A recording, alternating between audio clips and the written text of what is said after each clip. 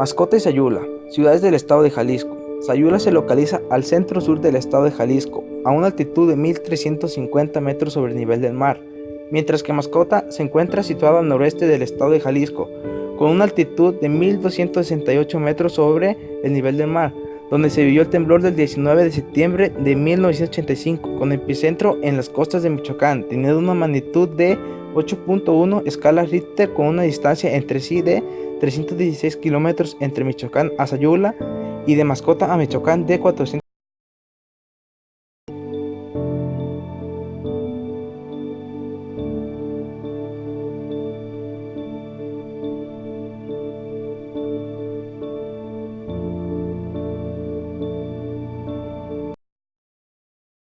De Los Ángeles Arce Cibrián, ciudadana del municipio de Mascota, Jalisco, presenció el terremoto del 19 de septiembre de 1985. Nos relatará un poco de sus memorias ante este fenómeno.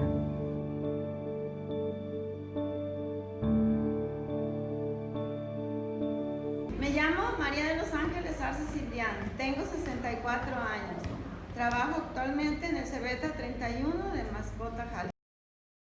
31 años cuando me tocó vivir el temblor del 19 de septiembre de 1985. Me levanté y empecé a sentir el temblor y le dije a mi esposo, está temblando, y nos fuimos a levantar a nuestros hijos. Nos pegaban casi de un lado a otro en el piso y nos metimos al corral y nos resguardamos en un naranjo, y pues yo llorando me hinqué a rezar y mis hijos pegados todos de mi esposo. Muy terrible que vivimos. Yo me hinqué y me acosté en el piso y se oía muy feo.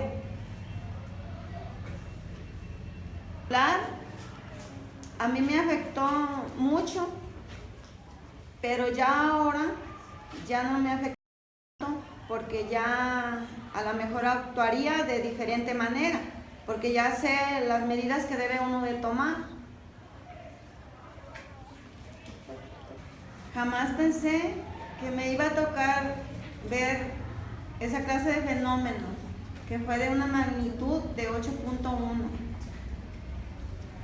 Yo les sugiero a todas las personas que vivimos aquí en Mascotas que si volvimos a sentir un temblor de esa magnitud, nos resguardemos en áreas libres. Después de que pasó el temblor, se supo lo que sucedió en Mascota, que se cayó la cúpula de la iglesia, se le hicieron algunas grietas, en la presidencia también, varias bardas del pueblo también se cayeron. Gracias a Dios en mi casa, en mi hogar no. El licenciado Carlos Antonio Peña Vargas, ciudadano que residía en el municipio de Sayula, Jalisco, y vivió el fenómeno del 19 de septiembre de 1985 mientras se encontraba como estudiante en el Cebeta 19, nos relatará un poco de sus recuerdos. Mi nombre es Carlos Antonio Peña. Actualmente trabajo en el Cebeta número 31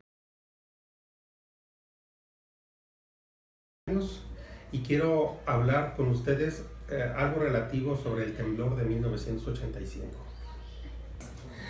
El 19 de septiembre de 1985 me encontraba yo estudiando el bachillerato, el tercer semestre. A las 7:19 yo estaba estudiando la asignatura de cálculo con el profesor Jesús Hernández Zamora. En ese tiempo no teníamos mucha cultura sobre los temblores. Creíamos que pronto iba a pasar y todos nos quedamos en el salón sentados esperando o a la expectativa de lo que nos pudiera decir el maestro. Fuerte el temblor, él empezó a salir. Entonces nosotros, cuando empezaron a tronar los vidrios, pues salimos corriendo.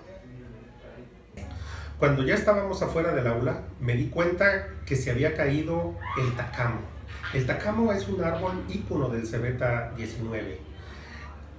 Posteriormente, a través de una llamada telefónica le avisaron al director que en la Ciudad de México había sido devastador.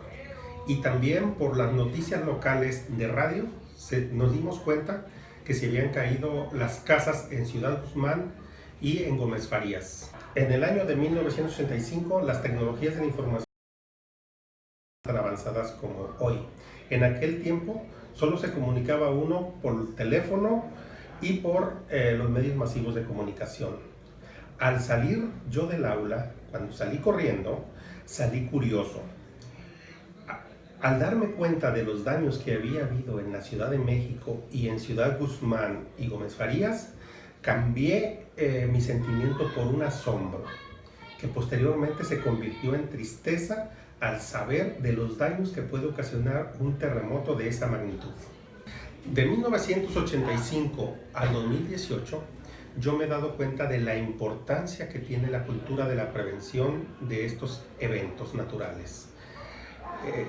Con una cultura de prevención podemos nosotros evitar daños materiales y humanos.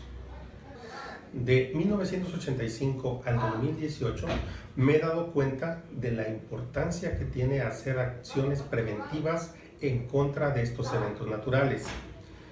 Los invito a todos a participar informándose, haciendo acciones preventivas.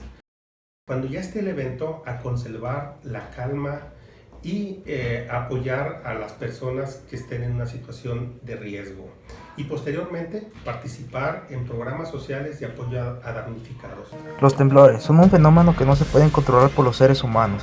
Solo se debe tener un conocimiento de los daños que pueden causar y cómo enfrentarlos, actuando de manera correcta para disminuir las consecuencias ocurridas.